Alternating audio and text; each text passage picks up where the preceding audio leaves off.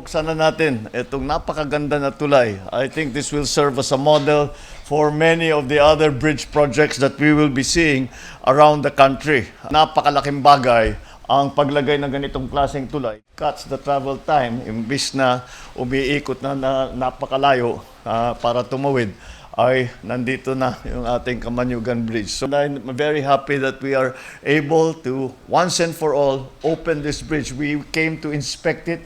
And I am sure na itong tuloy na ito, ako'y nakakasiguro na ang tuloy na ito, magbabago ang ekonomiya sa magkabila ng tuloy na ito. And in the surrounding areas, pabibigyan ng mga opportunities for new jobs, for new businesses. I'm sure that you will feel the effects, the economic effects in a very short time.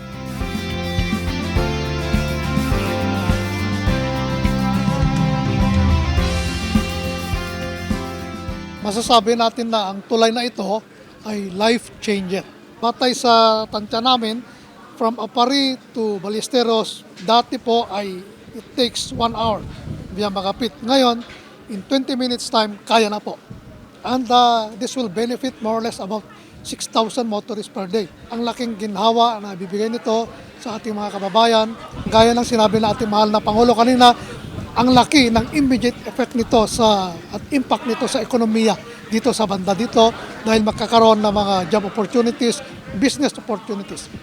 Kami ay binagyan ng mandato na pagandahin pa ang serbisyo na ibigay sa publiko nang sa ganon ay matugunan natin ang pangangailangan ng kapwa nating Pilipino sa banda ng infrastruktura kung saan yun ang mandato ng DPWH po. Papasalamat kami sa mahal nating Pangulo at tayo ay binigyan ng pagkakataon ng magkaroon ng ganitong proyekto na malaki ang maitulong sa mga kapwa nating Cagayan. Kaya mahal na Pangulo, maraming salamat po.